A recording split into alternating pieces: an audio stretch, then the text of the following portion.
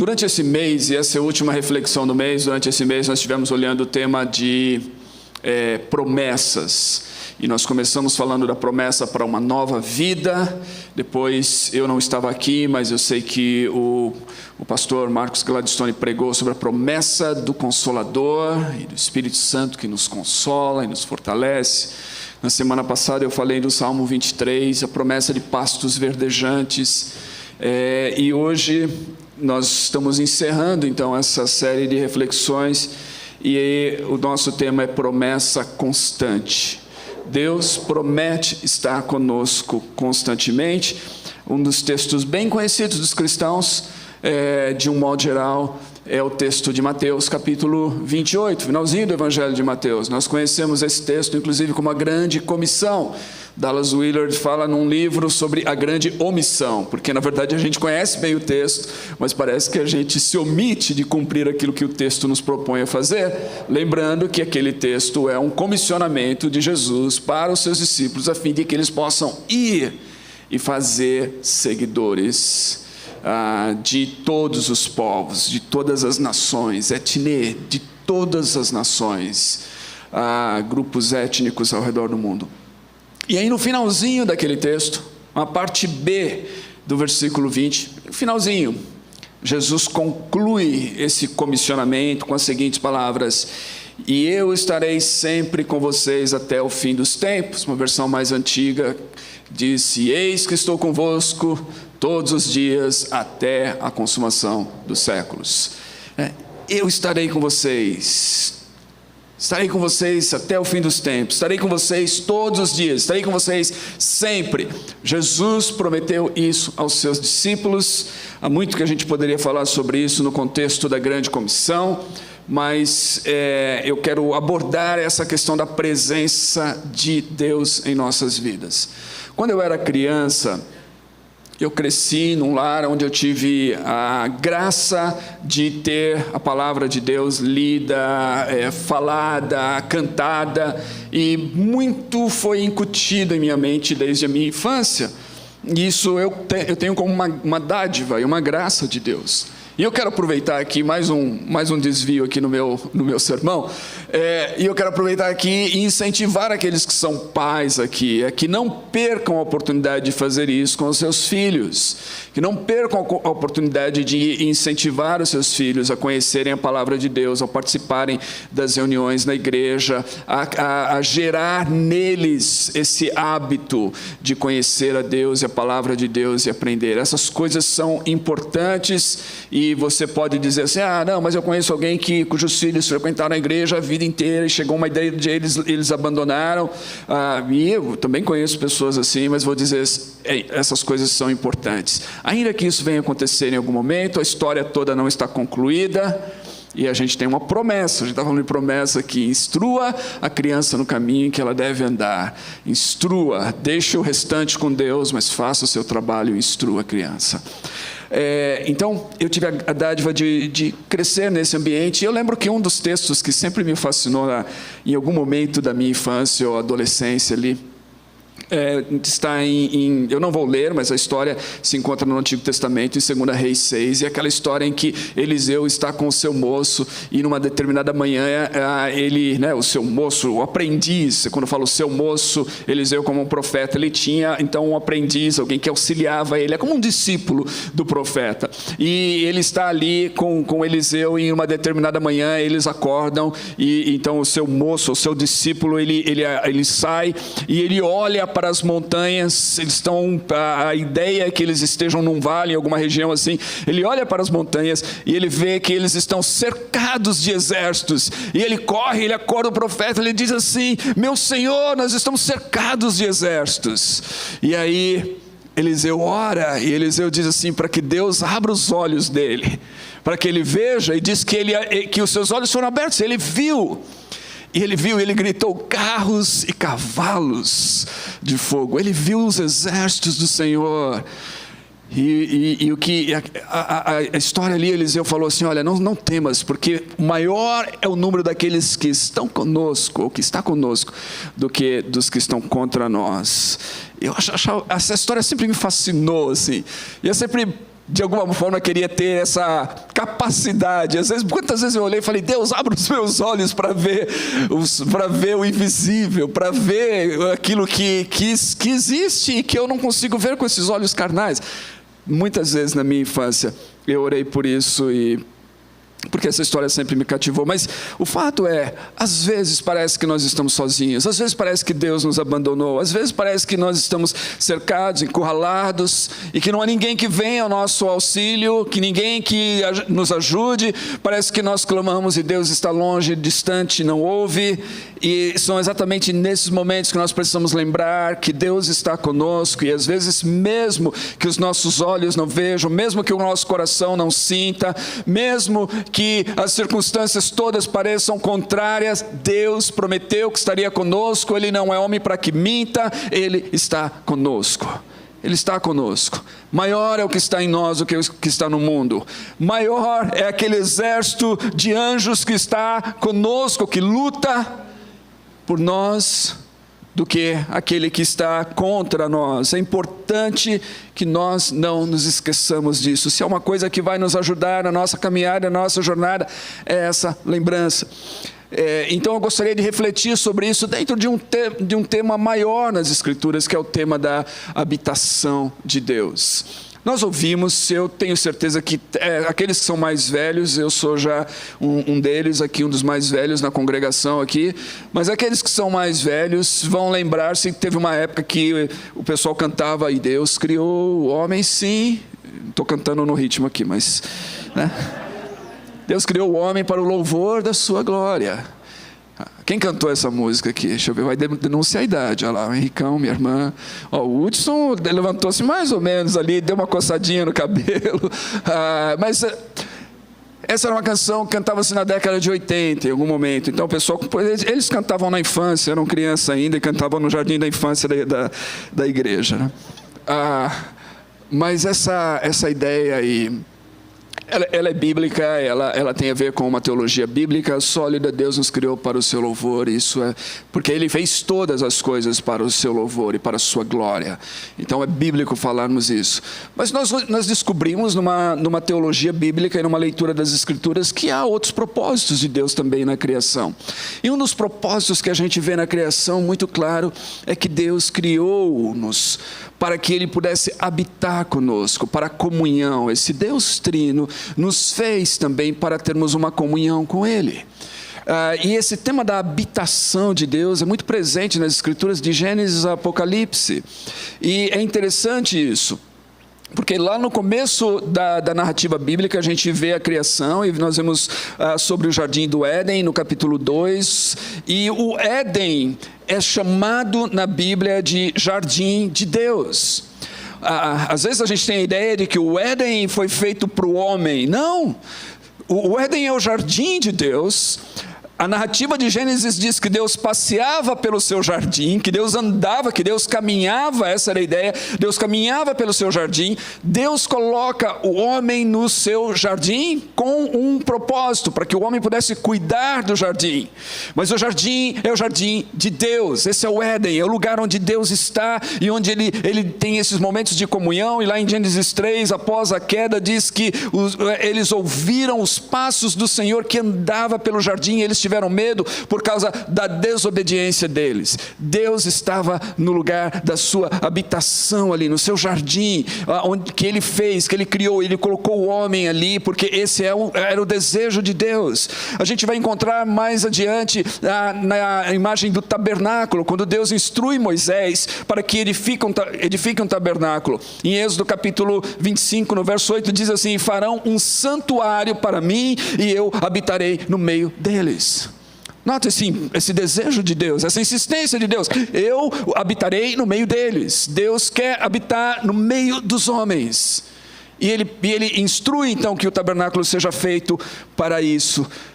Mais adiante, com Davi, a gente encontra essa passagem linda em 2 Samuel capítulo 7, quando Davi, já aproximando-se do fim da sua vida, ele diz assim: olha, não é justo que eu viva em uma boa casa e a arca do Senhor esteja numa tenda. E Davi então ali ele começa a pensar em construir um templo para o Senhor. E ele diz: eu quero construir uma casa para Deus morar. Note a linguagem, uma casa para Deus morar, para Deus habitar. E aí no versículo 6 de segunda, no versículo 18 de 2 Crônicas 6, quando Salomão, depois de ter construído o templo, vai dedicar o templo ao Senhor, ele diz assim: mas será possível que Deus habite na terra com os homens? Os céus mesmos, os mais altos céus não podem conter-te, muito menos esse templo que construí. E essa oração é belíssima, eu não vou ler toda ela, mas é lindíssima, está lá em 2 Crônicas capítulo 6, se você quiser ler depois. E Salomão está falando da honra que ele teve de construir esse templo, essa casa para Deus. O Deus cujos céus não podem contê-lo, mas que está ali, que vai habitar nesse lugar, com o lugar da sua habitação entre os homens, entre o seu povo. Porque isso é possível. Isaías 57:15 diz, o Senhor falando através do profeta: assim diz o alto e o sublime, que vive para sempre, cujo nome é santo: habito num lugar alto e santo, mas também habito contrito e humilde de coração, para dar novo ânimo ao espírito do humilde e novo alento ao coração contrito. Esse é o Deus que nos criou, esse é o Deus que criou todas as coisas, esse é um Deus que deseja estar habitando em comunhão, próximo da sua criação, do homem, do ser humano que ele criou. E a gente vai ver isso então nas Escrituras até o final, porque no último livro da Bíblia, e nos últimos capítulos ali desse livro, capítulo 21 e 22 de Apocalipse, a gente vê isso. No capítulo 21 está bem claro, quando fala da promessa futura da Nova Jerusalém, 21 de 1 a 4, diz assim: então vi novos céus e nova terra, pois o primeiro céu e a primeira terra tinham passado e o mar não existia.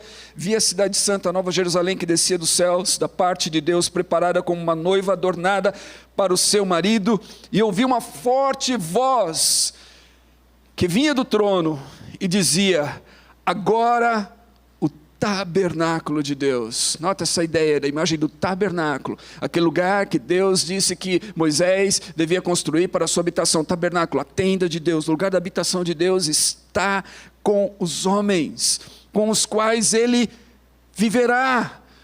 O propósito, o desejo de Deus está cumprido aqui em Apocalipse, nessa visão final, quando tudo se faz novo, e eles serão os seus povos, e o próprio Deus estará com eles, e será o seu Deus. Ele enxugará dos seus olhos todas as lágrimas, não haverá mais morte, nem tristeza, nem choro, nem dor, pois a antiga ordem já passou.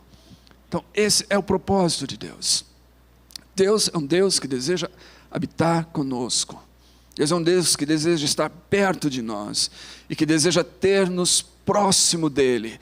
Deus é um Deus que deseja ter comunhão conosco e que estende a nós essa dádiva da comunhão com Ele. E foi para isso que Ele enviou o seu Filho, porque a comunhão foi rompida pela desobediência do homem, porque foi erguido um muro de separação. Essa imagem de muro é interessante, porque as Escrituras falam sobre isso.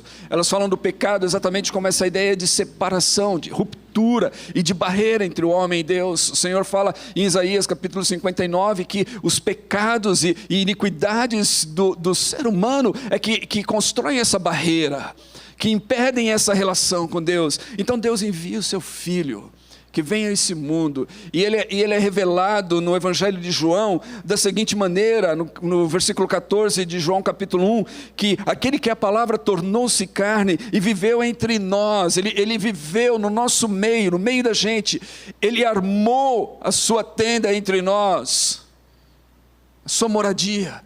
O desejo de Deus estava ali, o propósito de Deus. Vimos a sua glória como a glória de um unigênito de Pai, cheio de graça e verdade. Essa é a mensagem do Evangelho, na verdade. O primeiro Evangelho de Mateus, desse versículo que nós lemos, a parte final, as últimas palavras ali, no capítulo 28, versículo 20, parte B, o finalzinho, e que diz que: eis que estarei convosco todos os dias até a consumação dos séculos. Ele começa o início do Evangelho, o princípio do Evangelho de Mateus, no capítulo 1, novamente faz referência a esse propósito de Deus. Versículos 22 e 23, Mateus diz assim: tudo isso aconteceu para que se cumprisse o que o Senhor dissera pelo profeta: a virgem ficará grávida e dará à luz um filho, e o chamarão Emanuel, que significa Deus conosco. Deus conosco. Deus juntamente conosco. Deus entre nós. Deus presente sempre conosco. Esse é o propósito. Para isso Jesus veio. E aí o ministério de Jesus, a gente encontra as promessas. Ele prometeu que ele vai voltar para quê? Cantamos aqui, ainda há pouco, a canção de João capítulo 14, versículos de 1 a 4, quando Jesus diz: não se perturbe o coração de vocês, creiam em Deus, creiam também em mim. Na casa de meu Pai há muitos aposentos, muitas moradas. Se não fosse assim, eu teria dito a vocês: vou preparar lugar para vocês. Vou preparar lugar para vocês. Lugar onde? Na casa do meu Pai, onde tem muitos aposentos. E quando eu for preparar lugar, voltarei e os levarei para mim, para que vocês estejam onde eu estiver. Esse é o desejo, esse é o propósito de Deus. É para isso que Deus nos fez, é isso que Deus quer, é que nós estejamos juntamente com Ele. Onde Ele estiver, estejamos. E Jesus disse que um dia isso vai ser essa realidade que a gente vê lá no final da história em Apocalipse, onde nós veremos Deus face a face, onde nós estaremos habitando nessa morada de Deus, na presença de Deus. Então Jesus prometeu que vai voltar para cumprir esse propósito. Mas enquanto Ele não volta, Ele disse que nós não estaríamos sós. Nesse mesmo capítulo, mais adiante, em João 14, Ele disse que não nos deixaria órfãos. Ele disse: se vocês me amam, obedecerão aos meus mandamentos. Eu pedirei ao Pai, Ele dará a vocês outro conselheiro que estará com vocês para sempre. O Espírito da verdade. O mundo não pode recebê-lo porque não o vê, nem o conhece, mas vocês o conhecem, pois Ele vive com vocês. Nota o que Jesus está dizendo aqui. Ele vai mandar um outro consolador da parte do Pai, que vai estar com vocês. Ele diz assim: o mundo não pode recebê-lo, vocês o conhecem porque Ele vive com vocês. Quem é que vivia com eles? Quem é que eles viam ali? Era Jesus. E Jesus está dizendo que ele virá e Ele estará com eles novamente através do seu Espírito Santo, desse Consolador. Ele vive com vocês e estará em vocês. Vocês não vão ficar sozinhos, vocês não vão ficar abandonados, vocês não vão ficar órfãos. Eu estarei em vocês, através do Consolador. Então Ele enviou o Consolador para que a sua presença estivesse em nós. Agora é o Deus conosco, é o Deus em nós, em nossas vidas. Ele está conosco. Esse é o seu propósito, essa é a sua vontade, é isso que Ele está fazendo na história, e é isso que Ele vai cumprir na consumação dos tempos de maneira plena. Mas Ele está conosco. É importante que nós nos lembremos disso. Às vezes nós nos sentimos como aquele jovem discípulo, aprendiz, servo de Eliseu, cercados, desesperados, abatidos, mas nós precisamos abrir os nossos olhos, os olhos do nosso coração, os olhos do nosso entendimento, e pela fé entendermos: Ele está conosco, Ele vive em nós e Ele está presente em nós. Agora, se Ele está conosco, como é que nós percebemos a sua presença? Existe alguma forma de percebermos a presença de Deus? Sim, existe. E é isso que nós vamos ver em alguns textos aqui. Nós percebemos a presença de Deus através do Espírito Santo. Ele mandou o Espírito Santo dizendo que Ele estaria em nós através do Espírito.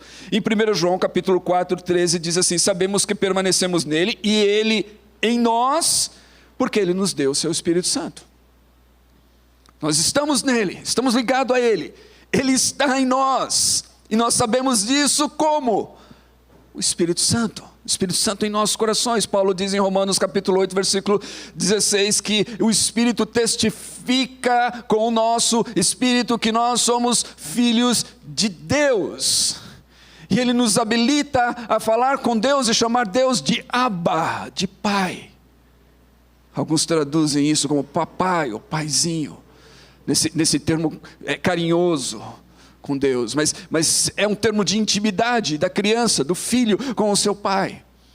E é o Espírito que nos habilita a isso, é Ele que testifica. O Espírito de Deus em nós nos diz e nos assegura que nós somos filhos de Deus, que Ele habita em nós, que nós estamos nele, estamos ligados a Ele, que temos comunhão com Ele. É por isso que Paulo também vai dizer em um outro momento que se alguém não tem o Espírito de Cristo, esse tal não é dele. Ou seja, se você não tem o Espírito de Cristo, você não pertence a Cristo, você não está ligado nele, você não permanece nele, porque todo aquele que permanece nele, tem o seu Espírito, que testifica, que testemunha. Então a primeira maneira de nós reconhecermos a presença de Deus em nossas vidas, é através do Espírito Santo. É importantíssimo isso, que nós nos lembremos disso, que nós não negligenciemos essa verdade, que nós não tornemos o Espírito Santo como nas palavras de um pastor e escritor, como um Deus desconhecido, que a gente não tem relacionamento, que a gente não se relaciona. O Espírito Santo é Deus em nós, é a presença de Cristo em nós, é a segurança que nós temos. Paulo chama isso de várias maneiras, ele diz que é o penhor da nossa herança. É a certeza que nós temos de que o Deus que começou essa boa obra em nós vai completá-la até o dia de Cristo. É o Espírito Santo, o selo de Deus em nós. Nós percebemos a presença de Deus em nós através da palavra de Deus. Por isso é importante a palavra de Deus. Em Lucas capítulo 24, uma outra passagem que eu gosto muito, ela me lembra de um velho hino que eu ouvia na casa da minha mãe quando era criança, e um daqueles que marcou bastante a minha vida, que fala dessa passagem dos discípulos no caminho de Emaús. Naquele momento em que o dia estava acabando, a noite se aproximava, e eles convidam esse viajante que caminha com eles. Eles estão tristes, eles estão abatidos pelos acontecimentos, o viajante está andando com eles, mas a tristeza cega-lhes os olhos. O viajante que caminhava com eles era o próprio Cristo, acerca do qual eles estavam lamentando a morte, chorando. A tristeza, a angústia, a dor, de certa forma cegou-lhes os olhos para verem. E aí quando está chegando ali, quando eles convidam esse viajante para comer com eles, e eles estão à mesa, e diz que ele tomou o pão, ele deu graças, e ele o partiu, e ele deu a eles, diz assim, no versículos 30 a 32 de Lucas 24, então os olhos deles foram abertos, e o reconheceram, e ele desapareceu da vista deles, e eles comentaram um com o outro, não estava queimando o nosso coração, enquanto ele nos falava no caminho, e nos expunha as Escrituras. Nós reconhecemos a presença de Deus quando nós nos dispomos a ler as Escrituras, porque a Bíblia é palavra de Deus. Jesus estava ali com eles, e o que Jesus estava discorrendo com eles? Jesus, o texto diz, estava falando para eles das Escrituras. Jesus estava expondo a eles as Escrituras. E por causa disso, seus corações foram aquecidos. Havia um calor no coração deles. Nós precisamos entender isso. Este é um motivo pelo qual nós não devemos negligenciar as Escrituras, porque nós percebemos a presença de Deus através das Escrituras. Nós percebemos a presença de Deus quando nós oramos, a oração. E é muito que a gente poderia falar aqui sobre a oração, mas extremamente importante reconhecermos que a oração é esse momento íntimo de falarmos com Deus, de ouvirmos a Deus, de entrarmos nessa comunhão íntima com Deus. Em Efésios capítulo 3, versículos 16 a 19, uma outra passagem muito conhecida e lida, e a gente já citou aqui várias vezes. Paulo está orando pela igreja de Éfeso, ele diz o seguinte, ele fala, oro para que, com as suas gloriosas riquezas, ele os fortaleça no íntimo do seu ser, com poder, por meio do Espírito, para que Cristo habite no coração de vocês, mediante a fé. Paulo está orando por aquela igreja, para que eles possam, de alguma forma, perceber essa realidade.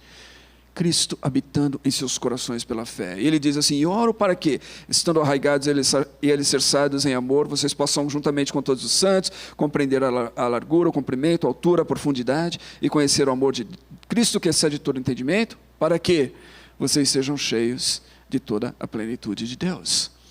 Quando nós oramos, nós estamos falando com Deus, novamente. nós estamos nos dirigindo a Deus, um Deus invisível. Não conseguimos vê-lo, não conseguimos apreender esse Deus com os nossos sentidos humanos, mas o nosso espírito se comunica com Ele, é um Espírito de Deus em nós. Quando nós oramos a essa comunhão com esse Deus, nós nos abrimos a uma janela da alma, como um outro autor dizia, uma janela da alma que se abre para Deus. Quantas vezes a gente fala aqui sobre o sobrenatural, e o sobrenatural exatamente está nessas coisas. O sobrenatural é crer nisso, é crer que nós, seres humanos, limitados ao tempo e ao espaço, conseguimos através da oração nos comunicar com Deus que está além do tempo e do espaço, e que nos vê e que nos ouve, e que fala conosco, e que aquece os nossos corações, e que responde às nossas orações. Quando nós oramos, nós estamos nos abrindo para perceber a presença de Deus. Nós percebemos a presença de Deus através da comunhão com a igreja. A comunhão com a igreja, isso que nós estamos fazendo aqui, é uma oportunidade para percebermos a presença de Deus. Eu já disse isso várias vezes, o meu desejo, minha oração, muitas vezes, pela igreja e pelo culto, está baseada no meu coração, num texto de Gênesis, quando Jacó estava lá, fugindo do seu irmão que queria matá-lo, e ele, em um determinado momento, ele dorme, e ele tem um sonho, e naquele sonho ele vê uma escada, e ele vê essa comunicação dos céus com a terra, anjos que desciam e subiam dessa escada.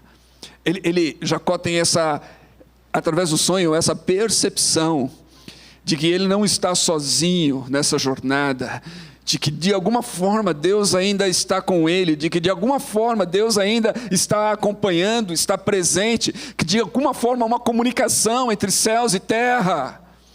E quando ele acorda daquele sonho, ele chama aquele lugar de Betel, casa de Deus. E ele diz assim, quão terrível é esse lugar, e esse não é outro lugar senão a casa de Deus. A minha oração, tantas vezes pela igreja, pelo culto, quando eu oro, é para que a gente possa perceber isso, que nós estamos na presença de Deus, que nós estamos na casa de Deus, que Deus está conosco, que há uma comunicação entre céus e terra, e essa é a presença de Deus. E não é maravilhoso quando as pessoas muitas vezes dizem isso?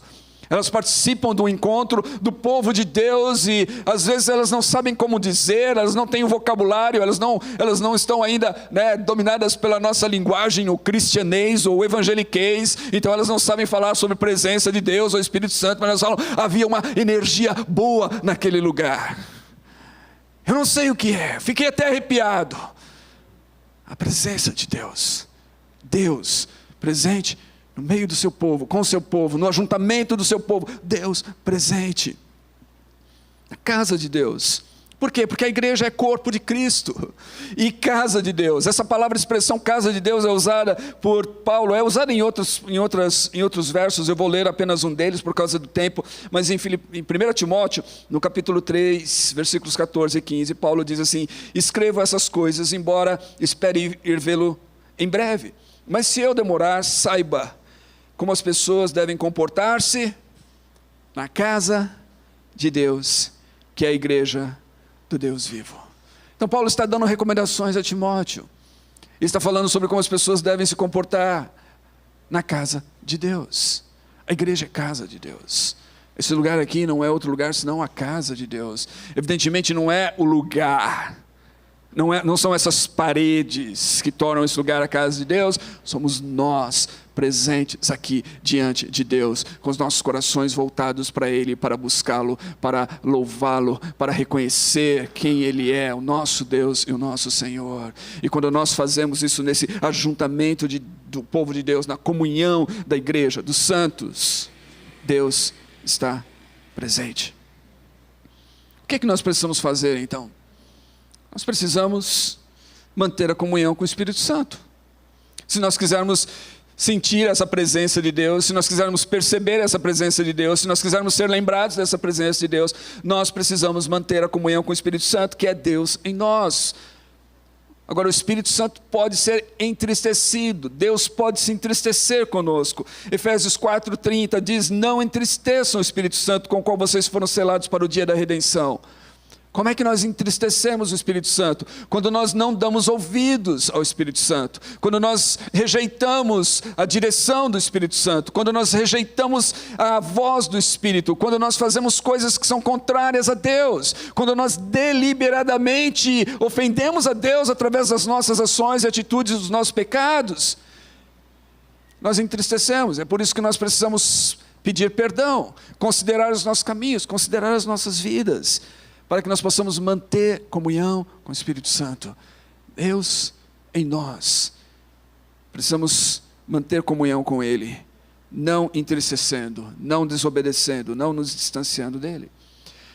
Segundo, nós precisamos nos dedicar à leitura e meditação da palavra de Deus. Se Deus fala conosco através da sua palavra, se Deus manifesta a sua presença através da sua palavra, nós precisamos ler a Bíblia, meditar na Bíblia, orar a Bíblia.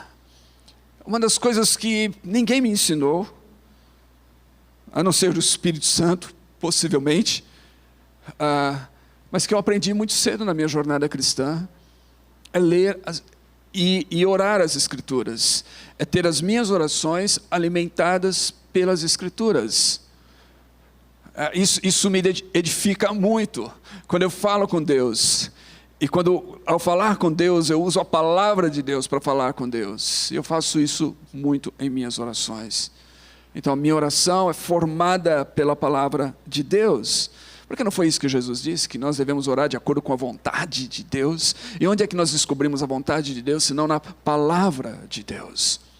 Então, estarmos familiarizados com a palavra de Deus enriquece a nossa vida de oração e a nossa comunhão com Deus.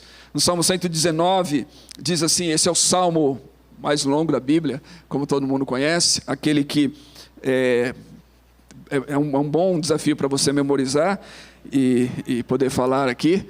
A gente estava falando de memorização semana passada, o Salmo 119, eu confesso que eu não memorizei, então o desafio seria para mim também. Mas Salmo 119, nos versículos 97 e 105, diz assim, como eu amo a tua lei.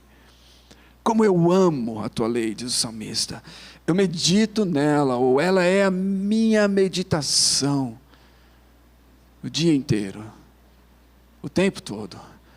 A palavra de Deus na nossa mente, a palavra de Deus em nosso interior, em nosso coração, a palavra de Deus serve como meditação. É isso que ele está dizendo, eu amo.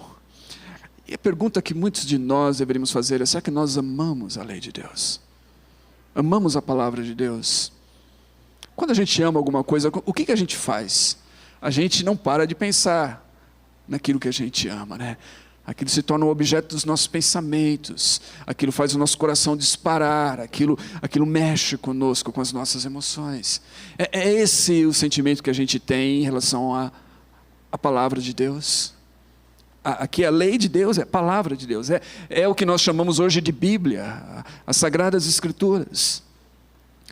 Olha só o que diz, a tua palavra é lâmpada, conhecemos isso, a tua palavra é lâmpada que ilumina os meus passos, e a luz que clareia o meu caminho, ou lâmpada para os meus pés é a tua palavra e luz para o meu caminho. Essa é a palavra de Deus, ela ilumina a nossa jornada. Quando às vezes a gente está sentindo no escuro, quando a gente não sabe o que fazer, quando a gente não sabe para onde ir, é a palavra de Deus que nos traz clareza, que nos mostra o caminho, que nos orienta. Então nós precisamos nos dedicar à leitura e meditação das Escrituras, se nós quisermos ter essa comunhão com Deus, e sentir a presença de Deus, e saber que Ele está conosco. No Salmo 19, essa é uma maneira interessante de às vezes você lembrar de porções da Bíblia. O Salmo 119 é o salmo mais longo, e é o salmo que fala sobre as Escrituras. Ele inteiro vai falar sobre a palavra de Deus, todo o salmo. No Salmo 19... você tira só um lá, Salmo 119, Salmo 19, é um outro salmo belíssimo, que fala sobre as Escrituras. Os versículos 7 a 9 tem essas palavras acerca da lei do Senhor, e ele vai mudando ali nos versos, a lei do Senhor, o testemunho, os preceitos, os mandamentos, a ordenança do Senhor. Está falando da Bíblia, novamente, e diz que ela é perfeita, digna de confiança, justa, límpida, pura e verdadeira. Nos versos, é isso que está dizendo. Ou seja, nós podemos confiar nela, nós podemos confiar que ela é justa, que ela é verdadeira, que ela é pura. Essa é a palavra de Deus. E o que ela nos oferece? Nesses versos, diz que ela dá sabedoria àqueles que são inexperientes. Ela dá sabedoria. Você tem falta de sabedoria? Há uma riqueza de sabedoria aqui. Você se sente inexperiente para fazer o seu trabalho, a sua tarefa? Aqui, ela dá sabedoria aos inexperientes. Ela alegra o coração. Ela alegra o coração. Você está triste, você está abatido, você está angustiado. A alegria na palavra de Deus. A alegria em ler e meditar e orar. Estar em comunhão com Deus através da sua palavra. Ela traz luz aos olhos. Nós já falamos sobre isso, dessa lâmpada. Ela traz luz, ela ilumina o nosso caminho, ela abre os nossos olhos. Às vezes nós estamos como aqueles discípulos no caminho de Emaús, entristecidos, angustiados, sem entender o que está acontecendo. Mas quando nós nos voltamos para Deus e começamos a ler a sua palavra, de alguma forma, algo que acontece no nosso coração. Os nossos olhos são abertos. A gente consegue ver coisas que a gente não via antes. A gente consegue entender coisas que a gente não entendia antes. Há um consolo, há um conforto, algo sobrenatural acontece. Ela adverte o servo de Deus. É interessante isso, porque uma das imagens da Bíblia, na própria Bíblia, é a imagem de um espelho. E quando você olha no espelho, você vê a sua imagem. Acho que todo mundo aqui tem o hábito de olhar no espelho, em algum momento do dia. Às vezes, pela manhã, antes de sair de casa, e você vai dar uma olhadinha. Peraí, como é que eu estou? Vou arrumar meu cabelo, vou dar uma olhadinha na minha face aqui. Olhar no espelho. Essa imagem do espelho é a imagem da Bíblia. Quando Deus instrui a construção do tabernáculo, uma das coisas que Deus disse que eles deveriam construir, logo na entrada, do lado de fora, da tenda do encontro, no pátio do tabernáculo, uma das primeiras coisas, um dos primeiros utensílios, que era grande, e que se você estivesse vivendo naquela época, ou se você vê alguma imagem do tabernáculo desenhada hoje, de acordo com esses planos, um dos primeiros utensílios ali era uma grande bacia de bronze. Bacia de bronze. E ali era justamente onde, ao entrar no tabernáculo, as pessoas deviam se purificar, lavar as suas mãos para o trabalho. No pátio. Antes de entrar, o tabernáculo em si é aquela tenda, mas antes de entrar, ali no pátio. E essa bacia é a palavra de Deus. Ela é símbolo, ela é tipo da palavra de Deus. Por quê? Porque a Bíblia fala acerca de si mesma novamente, como esse meio que Deus usou para nos purificar, para nos santificar, para nos limpar, para nos lavar. A gente geralmente pensa no sangue de Cristo. Sim, Cristo morreu por nós, derramou o seu sangue para perdoar os nossos pecados, mas a maneira pela qual Deus continua trabalhando em nossos corações e nos purificando, é revelando aquilo que está errado em nós, nos levando à convicção dos nossos pecados, nos levando a orar e pedir perdão, nos levando ao arrependimento e a mudança de mente, mudança de vida, é através da palavra. Por isso que diz aqui, ele adverte o servo de Deus, ele nos mostra o que está errado e nos indica o caminho certo. Quando Jesus fala do Espírito Santo, ele fala assim, ele vos fará lembrar tudo aquilo que eu falei. Ele diz mais, ele vos guiará em toda a verdade. Então nós precisamos da Bíblia. E por último, nós precisamos perseverar no ajuntamento congregacional. Nós estamos vindo de um longo tempo de reuniões à distância. Um longo tempo. E quando nós começamos isso o ano passado, em março do ano passado, lembrando-nos que nós paramos com os nossos encontros antes do decreto oficial do governo do estado. Antes nós decidimos parar. E nós demoramos mais do que muitos e muitos para voltar. Mas chegou um momento em que nós entendemos que nós precisaríamos voltar. E quando nós fizemos essas decisões lá atrás e depois, com muito temor e muita consideração entre nós, uma das coisas que nós sabíamos era o seguinte, isso vai criar um hábito nas pessoas. Algumas pessoas que trabalham com essa questão do hábito dizem que você precisa apenas de 3 semanas de uma prática para você criar um hábito. Alguns outros variam e colocam algum tempo. Eu quero dizer o seguinte: 1 ano e 5 meses é tempo o bastante para você criar um hábito. E muitos de nós criamos o hábito de não congregar. O hábito de acordarmos em casa e ligarmos o nosso celular ou a televisão, alguma coisa, e na cama, às vezes ali, no conforto, a gente poder participar da reunião e não congregar.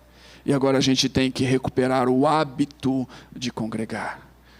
Porque é na congregação dos santos, como nós falamos, no ajuntamento congregacional, que nós percebemos essa presença de Deus também em nossas vidas. E mais ainda, Hebreus 10, 24 e 25, você conhece esse texto com certeza, porque nós citamos ele tantas vezes, onde fala assim que nós devemos pensar em como motivar uns aos outros. A prática do amor e das boas obras. E ele diz assim: não negligenciando os encontros, ou na versão aqui da NVI, não deixemos de nos reunir, como fazem alguns, mas encorajando uns aos outros, sobretudo agora que o dia está próximo. Mais do que nunca em nossa vida, nós precisamos encorajar uns aos outros a estarmos juntos, a congregarmos juntos. Há muito espaço aqui ainda. Alguns lugares, você pode olhar ao redor, alguns lugares vagos aqui, onde nós podemos ter pessoas que não estão aqui e que são parte dessa igreja. Eu não estou nem falando daquelas pessoas que nós precisamos trazer para essa comunhão e que Deus quer trazer. Eu estou falando daquelas pessoas que já são parte. Há muito espaço aqui. E nós precisamos recuperar o hábito saudável, necessário, importante para o nosso bem-estar da comunhão e da congregação dos santos. Deus está presente. Deus está conosco. Ele não nos abandona. Quando eu era adolescente ainda e fui para o seminário, 18 anos de idade, eu cometi tantos erros na minha vida e naquela época vários deles. Eu poderia escrever um livro, ficar horas e horas falando aqui. Quando eu olho atrás, graças a Deus que a gente tem o retrovisor da história, a gente pode olhar e aprender certas coisas. Mas às vezes eu confesso a vocês que eu me sinto envergonhado quando eu falo, puxa, só a graça de Deus. Não existe mérito nenhum, eu estou aqui em pé hoje pela graça de Deus. Não há mérito nenhum em mim, porque os erros foram muitos. Mas quando eu fui para o seminário, eu lembro que eu era muito novo e decidi ir. Não tinha necessariamente o apoio da minha família, meus pais não necessariamente concordavam com essa ideia. Eles tinham medo de que eu estaria me precipitando, tomando uma decisão errada. Eu estava indo para morar num outro estado, uma outra coisa. A minha igreja não entendia direito e também não apoiava. Eu estava indo basicamente por conta própria, de certa forma. Pedia conta no trabalho, recebi lá o que eu tinha para receber e que tinha, e eles me liberaram lá o fundo de garantia, alguma coisa, não lembro. Mas eu tinha um dinheiro e eu fui por conta própria para um outro estado. E eu lembro que quando eu embarquei naquele ônibus, você já ouviu essa história, eu estava lá no meio da noite, com o coração aflito, preocupado, pensando, será que eu estou fazendo a coisa certa? Será que eu ouvi realmente a voz de Deus? Será que esse caminho que eu estou seguindo? Será que daqui a algumas semanas eu vou ter que voltar atrás e reconhecer para todo mundo que eu errei? E com os pensamentos assim eu adormeci. No meio da noite eu acordei com a voz que para mim era tão audível que parecia que alguém havia gritado naquele ônibus. E a voz dizia, não temas, confia em mim somente. Eu saltei no lugar onde eu estava, olhei ao redor e havia apenas o silêncio e a escuridão do ônibus, as pessoas dormindo. E Deus falou comigo. E a partir daquele momento eu sabia que eu estava fazendo a coisa certa. Não foi fácil. Não tem sido fácil em todos esses anos da vida, mas muitas vezes eu volto àquele momento. Não temas, confia em mim somente. Deus está presente. Deus está próximo, Deus está conosco, Ele está comigo, Ele está com você. Ele caminha conosco, Ele vive em nós. A sua presença é contínua, porque esta é a sua vontade. Não somos nós, não é por quem nós somos, não é que nós somos especiais, mas essa é a vontade de Deus, de fazer de nós objetos da sua presença e de viver em comunhão conosco. Não se esqueça disso. Volte-se para Deus, abra o seu coração para o Espírito Santo. Leia e medite nas Escrituras. Não negligencie a comunhão dos santos e você vai ser fortalecido pela presença de Deus. Vamos orar juntos. Senhor, eu oro nessa manhã, nesse dia, com meus irmãos e irmãs aqui, por meus irmãos e irmãs aqui e outros que não estão aqui, outros que verão e que estão vendo ou que verão ainda esse sermão. Senhor, ajude-nos a entendermos essas coisas. Nós vivemos em dias maus. Há tantas notícias ruins no nosso mundo. Nós ainda estamos atravessando um tempo tão difícil com a pandemia e às vezes as notícias não são favoráveis, os prognósticos ainda apresentam certos receios. Há tantas coisas ruins como consequência disso, na economia, desafios de trabalho, pessoas passando aperto financeiro. Deus, esses são dias difíceis, há tantas coisas ruins em termos daquilo que se opõe à nossa fé, aos nossos valores. Há tanta mentira sendo vendida como se fosse verdade no nosso mundo hoje, tantas pessoas respondendo a essas coisas de maneira tão estranha. Às vezes nosso coração fica cansado e debatido e triste. Às vezes parece que nós estamos caminhando sozinhos. Às vezes parece que o Senhor não está perto, que o Senhor nos abandonou. Deus, eu oro para que nós possamos entender que o Senhor jamais vai nos abandonar. O Senhor caminha conosco. O Senhor prometeu: eis que estarei convosco todos os dias. Não é apenas um dia da nossa vida, não é apenas um momento da nossa vida, não é apenas uma hora ou duas da nossa vida quando nós nos reunimos para cantar e celebrar. São todos os dias, todos os momentos, momentos bons e maus. O Senhor está conosco. Quer percebamos ou não, quer sintamos ou não a sua presença, o Senhor está conosco. Que nós possamos, ó Deus, nos lembrar disso. E que nós possamos nos empenhar, que nós possamos nos dedicar àquelas coisas que fortalecem em nosso coração, em nossa mente, esse senso e essa promessa da Tua presença. Dando ouvidos ao Teu Espírito, buscando a comunhão com o Senhor, meditando na Tua palavra e orando a Tua palavra, nos congregando nessa reunião dos santos uns com os outros e fortalecendo, encorajando uns aos outros através do culto. É isso que nós te pedimos, para a glória, honra e louvor do Teu nome, em nome de Jesus. Amém e amém.